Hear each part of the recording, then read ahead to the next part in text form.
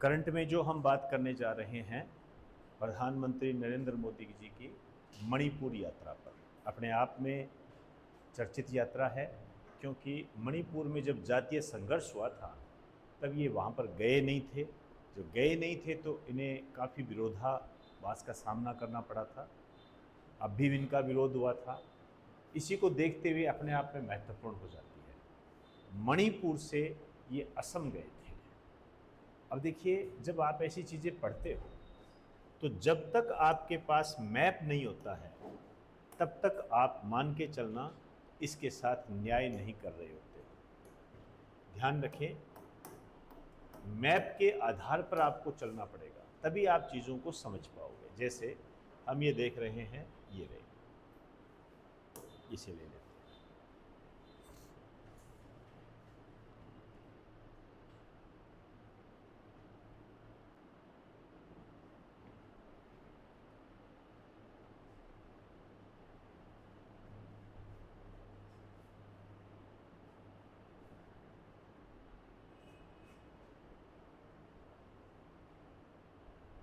ये है, आप जब मैप में देखोगे, ये देखिए, यहाँ से मणिपुर, यहाँ मणिपुर, और मणिपुर से ये असम गए। ठीक है ना, ये आपको ध्यान रखना है। ये मैं इसलिए कह रहा हूँ, जैसे एक क्वेश्चन है, ठीक है ना, मैं एसएससी का एक क्वेश्चन बता रहा हूँ आपको। क्वेश्चन क्या है, निम्न में से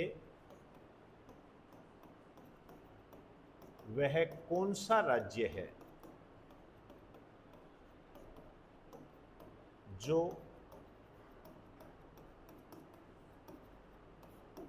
अरुणाचल प्रदेश की सीमा को स्पर्श नहीं करता है। अब ये क्वेश्चन है, ऑप्शन चाहे कुछ भी हो, उस पर जाने की जरूरत नहीं है, कुछ भी दे सकता है आपको। मतलब आपका मैपिंग से संबंधित ये सवाल बनता है, और ये एक दिन में तैयार नहीं होते। आप कह दो मैं एक दिन में तैयार कर दूं, आज मणिपुर का पढ़ लूं, कल हो सकता है आपसे त्रिपुरा का पूछ ले। तो जब तक आपकी मैपिंग क्लियर नहीं होगी तब तक आप इस टाइप के क्वेश्चन कर नहीं पाओगे। और इस टाइप के क्वेश्चन करने वाले स्टूडेंट की जो संख्या होती है वो कम होती है, ज़्यादा नहीं होती है। समझ में आई मेरी बात सारे? तो बिना मैपिंग के आप यदि आज ये कहते हो कि मैं किसी एग्ज़ाम को क्लियर कर लूँ, तो हो सकता है आप कोई बलशाली हो, भाग्यशाली हो, तो एक अलग बात है। जनरली मेरे हिसाब से वर्तमान संबंध में जिस तरीके से क्वेश्चन आ रहे हैं, उस संबंध में ये मिथ्या ही साबित होगा। तो मैप में ध्यान से करना है, साथ साथ जैसे जैसे आप करते जाओगे ये आपके अच्छे तरीके से तैयार हो जाएगा। तो मणिपुर है, मणिपुर के बाद ये असम है, ठीक है ना। यहाँ गए थे, तो इन सब को हमें साथ में लेके चलना है। मणिपुर यात्रा रही सितंबर 2025 में। अब यहाँ इन्होंने जो मणिपुर है इसको त्रिशक्ति बताया। मणिपुर को इन्होंने त्रिशक्ति बताया। किस संबंध में त्रिशक्ति बताया? एक तो कहा यहाँ के खिलाड़ी, खेल क्षेत्र में त्रिशक्ति बताया है। दूसरा सुरक्षा के संबंध में,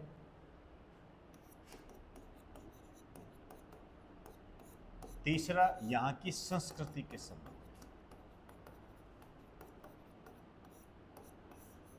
यहाँ कई इन्होंने घोषणाएं की इनके विकास के संबंध में। यहां पर एक नाम आया मैतेई समुदाय, इसका ध्यान रखना है। ये जो मणिपुर है इसकी जो राजधानी है ये है इम्फाल।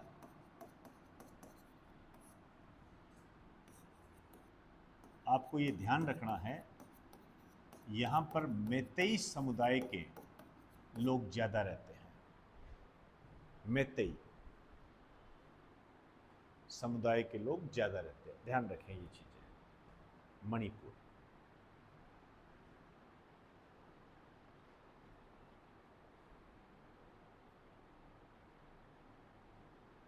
अब इस मणिपुर से वो गए असम, जैसा कि मैंने आपको बताया, असम।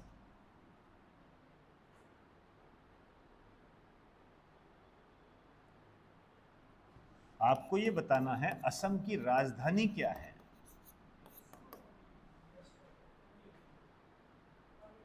पणजी और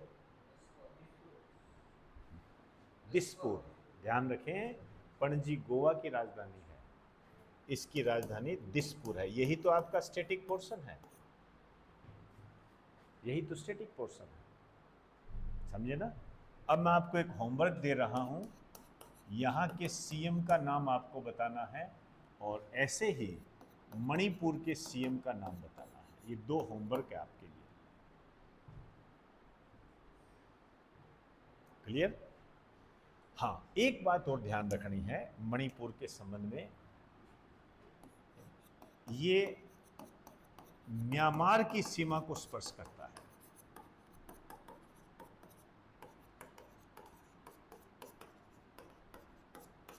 मणिपुर, ये बहुत अच्छा क्वेश्चन है, कई बार आता है।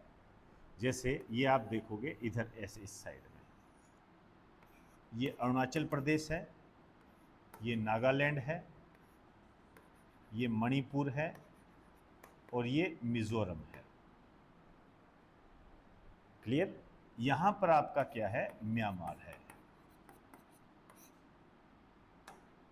कई बार आपने नाम सुना होगा रोहिंग्या मुसलमान, ठीक है ना, वो रोहिंग्या मुसलमान यहीं से संबंधित है, म्यांमार से संबंधित है। यहां पर ये घुसपैठ कर जाते हैं इन क्षेत्रों के अंदर। ठीक, चलिए असम पर आ जाइए वापस। तो यहां पर ये गए, एक समारोह में गए थे, यहां पर एक समारोह में इन्होंने भाग लिया था। और ये जो समारोह था, ये था भूपेन हजारिका की 100वीं जयंती।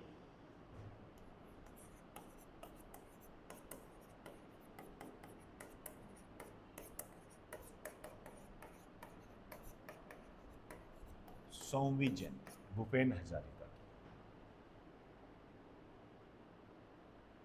क्लियर? अब ये जो भूपेन हजारिका है, ये आपके एग्जाम की दृष्टि से इंपॉर्टेंट है। ये कौन है? ये असम के गायक है, सिंगर, ठीक है ना। ये गीत लिखते भी हैं, ध्यान रखना। ये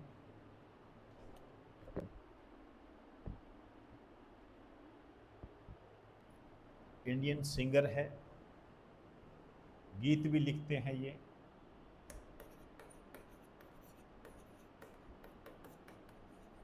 सॉन्ग राइटर। क्लियर? मेन चीज है गायक। और इनका जो अन्य नाम है, मतलब इनके क्षेत्र में जिस नाम से इनको जाना जाता है, वो आपके एग्जाम की दृष्टि से इंपॉर्टेंट है। इनको जाना जाता है सुधा कोंथो।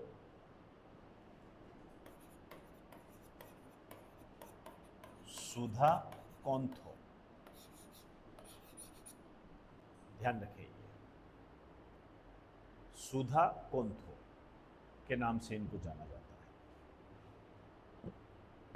अब ये किस भाषा में करते हैं, तो ये आप अपने आप से समझ गए होंगे। भाषा असमिया।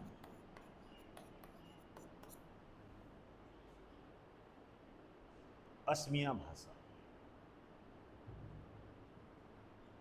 अब ये 100वीं जयंती पर गए हैं, तो ऑब्वियसली बात है इनका जन्म आपको पता होना चाहिए। इनका जन्म हुआ था 8 सितंबर 1926। तो ऑब्वियसली बात है 100वीं जयंती होगी, मतलब 99 पूरे हो गए। इनका जो निधन हुआ था, ये हुआ था 2011 के अंदर। 2011 के अंदर हुआ था ये।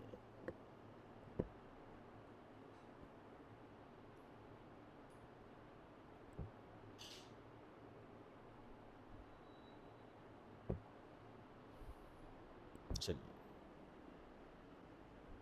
फिर लिखिए, इन्हें 2019 में भारत रत्न से सम्मानित किया गया।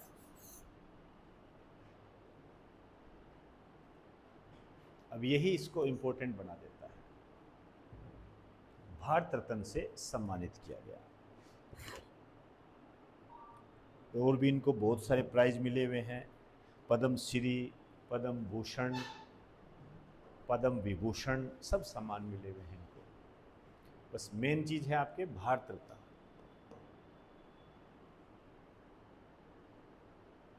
क्लियर होगी बात सारी? तो ये भूपेन हजारिका है, आपके एग्जाम की दृष्टि से इंपॉर्टेंट है। ये असम से संबंधित है, असम के गायक हैं, सॉन्ग को भी लिखते हैं, ये पॉलिटिशियन भी रहे हैं, फिल्म मेकर भी है ये, जिन्हें भारत सरकार ने 2019 में भारत रत्न दिया था। सुधा कोंठो, ये महत्वपूर्ण नाम है इनके लिए। इस समारोह में नरेंद्र मोदी जी शामिल हुए हैं, तो छोटी बात नहीं है, ये बड़ी बात है। इस कारण से इस क्वेश्चन के आने के ज़्यादा चांस है। ज़्यादातर क्वेश्चन यही आता है कि भूपेन हजारिका का संबंध किससे है, तो गायकी से है, कला से है, मुख्य रूप से यही है। अब ऐसे तो बीच में वो बीजेपी की तरफ से राजनीतिक पार्टी में भी मतलब राजनीति के अंदर भी आए थे, ये वो भी है।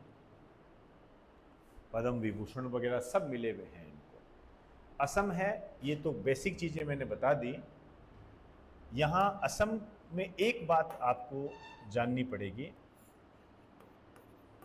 यहाँ पर एक द्वीप है ब्रह्मपुत्र नदी के अंदर। ब्रह्मपुत्र नदी बहती है, उस ब्रह्मपुत्र नदी के अंदर एक द्वीप है, उस द्वीप का नाम है माजुली द्वीप। माजुली द्वीप लिख दीजिए। दुनिया का सबसे बड़ा नदी द्वीप, ध्यान रखना, नदी द्वीप। वैसे तो दुनिया का सबसे बड़ा द्वीप जो होता है ग्रीनलैंड होता है, लेकिन नदी द्वीप की बात करोगे तो माजुली द्वीप है ये, माजुली द्वीप, ध्यान रखें, महत्वपूर्ण है ये। तो हमने प्रधानमंत्री नरेंद्र मोदी जी की मणिपुर और असम यात्रा पर हमने चर्चा की है। मणिपुर यात्रा के दौरान इन्हें काफ़ी विरोध का सामना करना पड़ा।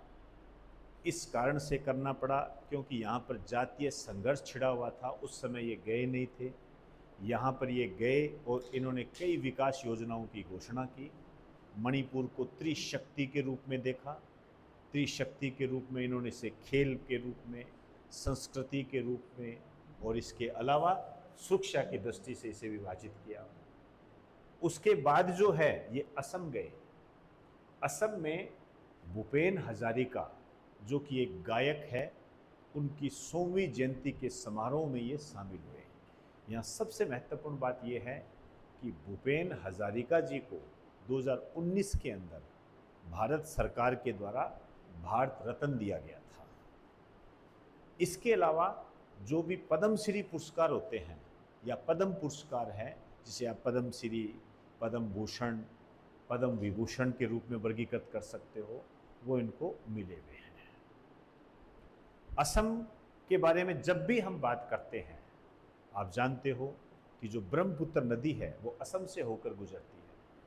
इस ब्रह्मपुत्र नदी के अंदर एक आइलैंड है और वो जो आइलैंड है माजुली द्वीप के नाम से जाना जाता है।